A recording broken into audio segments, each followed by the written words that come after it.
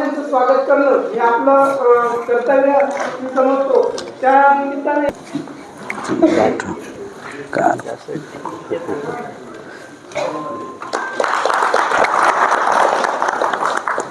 प्रथम मी तालुका कृषी अधिकारी या नात्याने सर्व व्यासपीठावरील मान्यवर तसेच माझे शेतकरी बांधव, महिला भगिनी असं म्हणतो, कृषी हा भारतीय अर्थव्यवस्थेचा कणा आहे. म्हणजे इंग्लिशमध्ये आपण असं म्हणतो, मी जेव्हा ॲग्रीला गेलो होतो, agriculture is a backbone of Indian economy.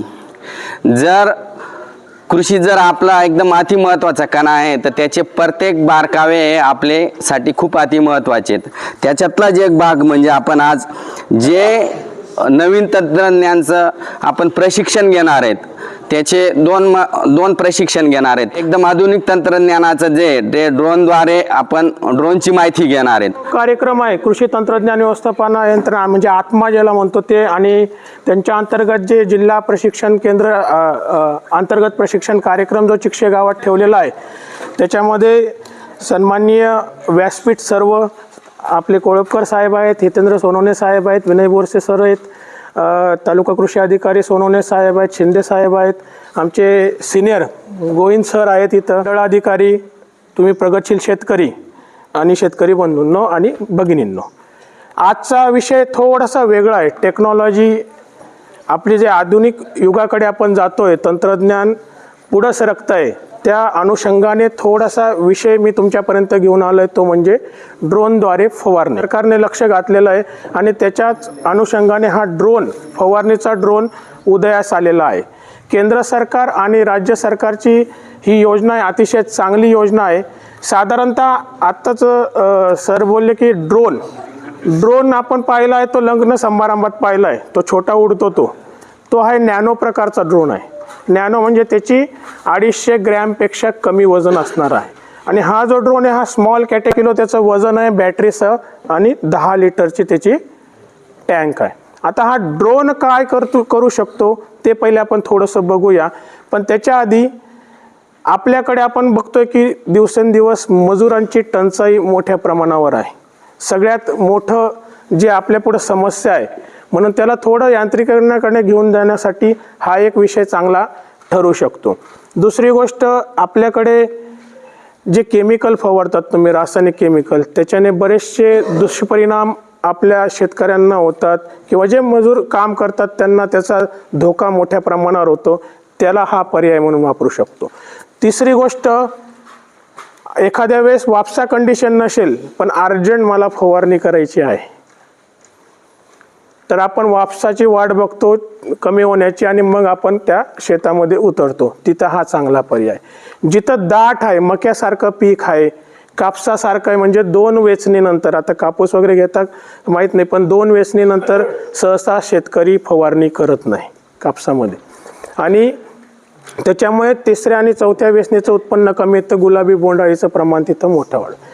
त्याच्यासाठी हा एक पर्याय होऊ शकतो. मक्याची लष्करी अळी आहे, मका एकदा 1.5 महिन्याचा झाला की फवारणीसाठी जाणं शक्य होत नाही. त्याचबरोबर ज्या फळबाग असेल, डाळिंब असेल, पेरू असेल, सीताफळ असेल, अशा टोकापासून तर खालपर्यंत याच्याद्वारे फवारणी आपण करू शकतो. अतिशय छान टेक्नॉलॉजी आहे, नवीनच प्रयोग आहे, पण याचे फायदे भरपूर आहेत. त्याच्यामध्ये एक तुम्हाला वीज बाधा, त्याचबरोबर काय होतं, वेळेची बचत होते. 1 एकर क्षेत्र फक्त 7 मिनिटात फवारतो. 1 एकर क्षेत्र फक्त 7 मिनिटात फवारतो. दुसरी गोष्ट, तुमचं रासायनिक किंवा केमिकल जे काही औषधं तुम्ही घेणार आहे त्या औषधाची सुद्धा बचत याच्यामुळे होते. तिसरी गोष्ट, हा इतका फाईन फवारतो, ज्याचे ड्रॉपलेट जे असतात ते इतके फाईन असतात की ते पानावर पडल्या जिरतात, म्हणजे पानात मुरतात. आपण नॅपसॅक स्प्रेने फवारणी. गोष्ट, हे जे आहे हे महिला असतील किंवा कोणी असेल तर जी सदस्य किंवा जे युवक असेल तो 21 ते 40 वर्षाचा असणं गरजेचं आहे, कारण सगळं कॅलिब्रेशन आपल्याला याच्यातनं करायचं आहे. साधारणतः महिलांसाठी मोठं 80% सबसिडी याच्यामध्ये, आणि केंद्र सरकारची किंवा पहिले पासपोर्टची गरज होती ट्रेनिंगसाठी, आता नाही, आता काढलेली याची, ती शिथिल केलेली आहे. तुम्ही कोणीही ट्रेनिंग घेऊ शकता. आता कारण की बऱ्याच वेळा अडचण याला शेतकऱ्यांसाठी होतं. त्यानंच काही झालं, जसं इन्शुरन्स सांगितलं इन्शुरन्स आहे, तसं त्याचा इन्शुरन्स पण असतो. काही जर बिघड झाला, कंपनीचे माणूस घरपोच आपल्यापर्यंत येतात आणि ते दुरुस्त करून जातात. शक्यतामध्ये खांब असतात. तर अशा वेळेस हा जो ड्रोन आहे याला सेन्सर बसवलेले आहेत. समोर दिसतंय, उलटं ठेवलं गेलं आहे, इथं एक सेन्सर आहे पुढं. तर करताना डिझाईन, जर डिझाईन व्यवस्थितरित्या आणि चालवा, तिथं आपण मोठे प्लॉट करून हे करतो. त्याच्यात आपल्याला व्हेरिएशन दिसतं. व्हेरिएशन असं दिसतं, जर आपल्या शेताला थोडाफार चढ उतार असतो, डाबमध्ये पाणी जास्त जाणं किंवा चढचा भाग असेल तिथं पाणी कमी जाणं, याच्यामुळे व्हेरिएशन दिसतं. तर हे टाळलं पाहिजे आपण, जी डिझाईन दिली पाहिजे. आणि ड्रीप इरिगेशन हे मूळतः प्रेशराईज सिस्टीम आहे, याला प्रेशरने चालवलं पाहिजे. डिझाईन करताना सर्वात प्रथम तुमची मोटरची HP किती आहे, सर्वात महत्त्वाचा प्लॉट. त्याच्यानंतर आपल्या पिकाला लागणारं पाण्याचं नियोजन, किती दिवसात आपल्याला पाणी द्यायचं आहे आणि त्याच्यानुसार त्याचं नियोजन करणं. त्याच्यानंतर आपली सॉईल कंडिशन जशी आहे त्याच्यानुसार तुम्ही त्या नळ्याचा वापर करा. नाही तर पांढरी जमीन आहे जिच्यात पाणी असं पसरत नाही, त्या जमिनीत आपण 4 फुटावर जर कांदा लावून दिलं तर त्या ठिकाणी तिथं ॲव्हरेजमध्ये आपण मार खातो. आपल्या क्षेत्रातली काळी जमीन आहे समजा, तर काळ्या जमिनीला आपल्याला 4 फुटाचं आपण देतो. तर अशा विजयभाऊची आज 12 वर्षानंतर नळी काढली. जनरली आपण जर सर्व 4 वर्षात 5 वर्षात नळी फेकायला करतो. चोकअप होऊन गेली, काही कारण दाखवतो त्याला. आता विजयभाऊने प्रेशराईज प्लॉटमुळे त्याचे कंटिन्यू उत्पन्न चांगले निघाले. नळींचे चोकअप आले नाही. आम्ही बळजबरी त्याला 6 वर्षानंतर सांगितलं आहे बाबा ॲसिड सोडा ट्रीटमेंट कर.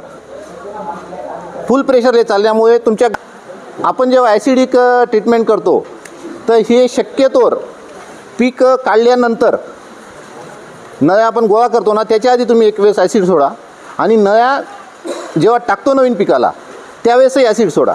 याचा म्हणजे बेनिफिट होतात. आता बाकी आधी जे डाळिंब वगैरे करायचे त्याच्यामध्ये काय व्हायचे, ते एक मायक्रोट्यूब लावून द्यायचे. पाणी खूप जास्त लागतं आम्हाला या कारणाने. तर मायक्रोट्यूबचं शासनाला अनुदान हे ग्राह्य नव्हतं, कारण त्याला आहे ना डिस्चार्ज नव्हता मायक्रोट्यूबला. एकाच वेळेस पाणी सर्व शेताला मला देता येईल, इथून ड्रिपची सुरुवात झाली. ही या संकल्पनेतून लोकांनी ते ड्रिपचं ॲडॅप्ट तर केलं, परंतु ड्रिपमधले जे बेसिक गोष्टी आहेत हे ॲडॅप्ट करणं राहून गेलं. मेजर जसं आधी फक्त ड्रिपर्सचा वापर करायचे, म्हणजे ज्या नळ्या होत्या त्या, आणि त्याच्यामधनं तो ठिबक सिंचन न राहता एक प्रकारे कंटिन्यूस पाणी, एवढंच की एक ठराविक जागेवर पडणारं पाणी होतं. दुसरी गोष्ट जी लोकांच्या लक्षात नाही आली की आपल्या ड्रीप लावताना आपल्या जमिनीचा प्रकार कोणता आहे. आपली काळीची जमीन आहे का साधी जमीन आहे जिच्यामध्ये ह्युमस कमी आहे, याचा प्रकार याबद्दल कधीच विचार नाही केला गेला. एक सरसकट ड्रीप लावल्या गेली. जर आपण याच्यामध्ये विचार केला की ड्रीप आपण कोणत्या प्रकारची पाहिजे, डिझाईन काय आहे, जसं मगाशी सरांनी विचारलं की माझे ओलला ओल भिजत नाही, तर ती का भिजत नाही याचा कोणी विचार करायला तयार आहे का. त्याचाही विचार होणं गरजेचं आहे की तुमच्या जमिनीचा प्रकार कसा आहे, आणि जमिनीच्या प्रकारानुसार तुमचं पाणी ज्यावेळेस ते पाणी जमिनीवर पडतं तर त्याचा फ्लो तुमचा अवलंबून राहतो. जर ती हलकी जमीन असेल तर ते पाणी सरळ असं जाणार आहे.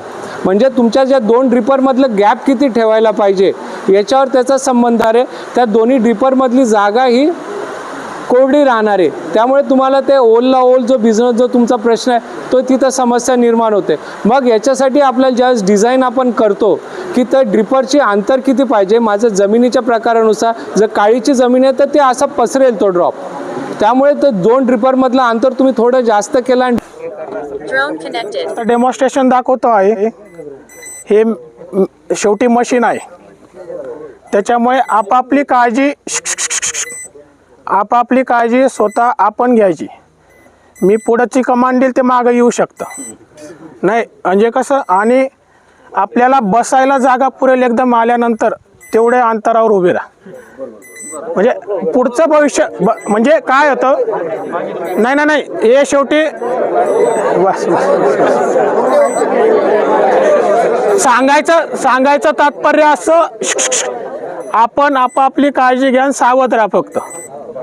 नाही खरी गोष्ट आहे कारण संकल्प यात्रेचं जे ड्रोन होतं ना त्याचं आमच्या निजामपूर मंडळामध्ये कार्यक्रम झाला ते इंदव्याला झालं. म्हणून आपापली काळजी आपण घ्या. हे जवळपास 30,000 IPMच्या वर फिरतंय. नुसतं टच जरी झाला तरी बोट कापून नेले.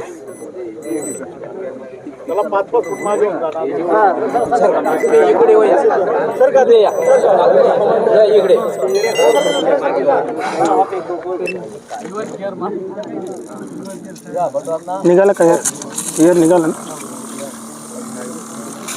निघाला. बस बस बंद कर.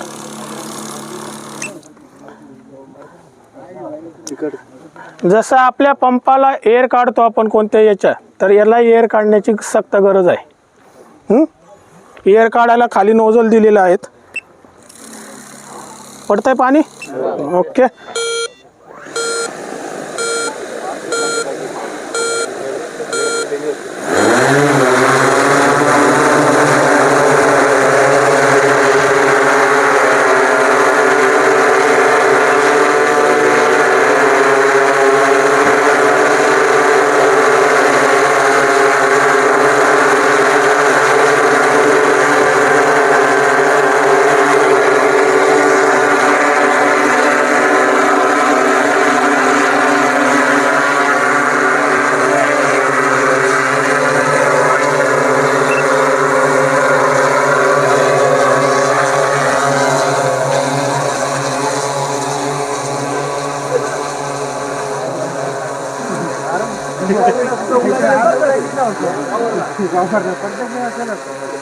सगळी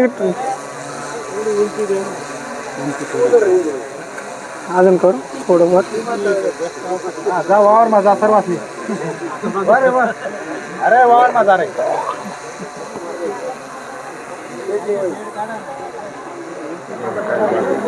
बाजूला वा.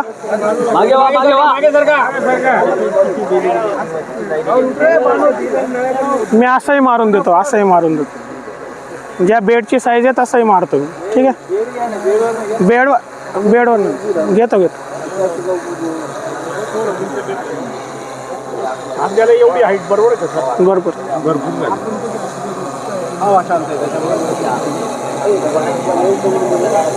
बाजूला प्लीज.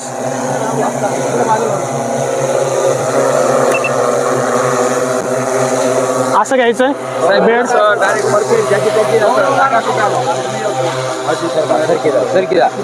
तुम्ही 300 मीटर भरपूर आहे. बप्पू बाजूला हो, बाजूला हो. आवाज झाला त्याला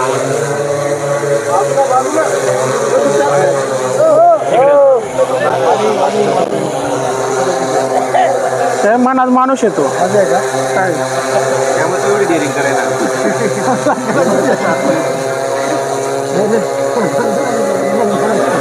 हा करू स्टार्ट.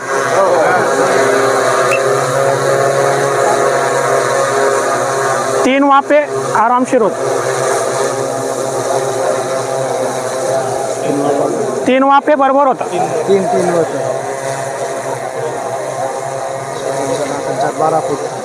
पाण्याचे थेंब लागत आहेत. औषध आहे बरं. हे बघा ऑब्स्टॅकल आलं ना, एक लकडाच्या झाडा तरी पुढे राहणार नाही. ते डायरेक्ट मागं होतं. हे बघा ते आपल्याला मॅपिंग मी सांगतो सगळं. चला कृपया इकडं उतरवायचं मला. सरका बाजूला सरका.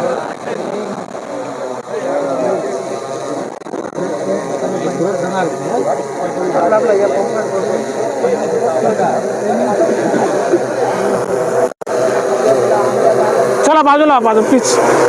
चला उतरवायचंय मला प्लीज. बाजूला सर.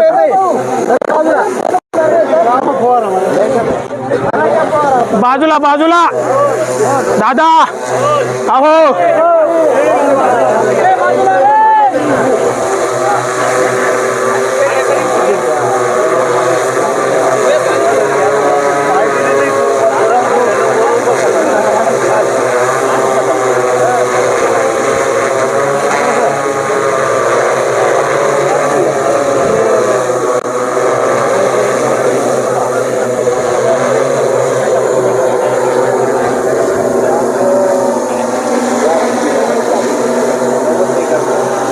बागेच्या दृष्टीने बघा,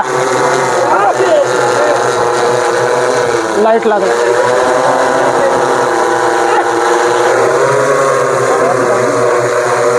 बाजूला बाजूला.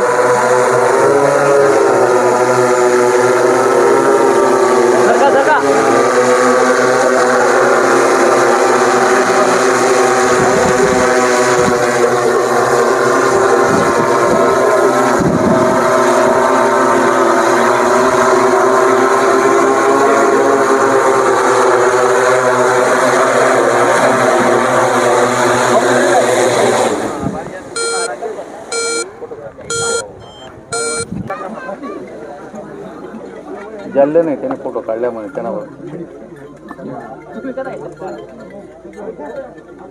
सक्सेस व्हायला पाहिजे ना, काय कौतुक सक्सेस व्हायला पाहिजे.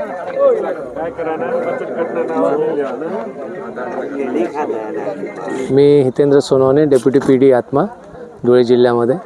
सर्वप्रथम आज जे तालुका कृषी अधिकारी साक्री यांच्यामार्फत ड्रोनद्वारे पिकांवर फवारणीचं प्रात्यक्षिकं, त्याचबरोबर ठिबक सिंचन योजनेची देखभाल, योजना म्हणण्यापेक्षा ठिबक सिंचन संचाची देखभाल या विषयावर जे ट्रेनिंग घेण्यात आलं त्याबद्दल मी त्यांचं अभिनंदन करतो. कारण एक काळाच्या गरजच आहे ही की शेतकऱ्यांपर्यंत टेक्नॉलॉजी पोचायला पाहिजे आणि या नवीन टेक्नॉलॉजी जोपर्यंत शेतकऱ्यांपर्यंत पोचत नाही तोपर्यंत त्यांची प्रगती नक्कीच थांबणार आहे कुठेतरी.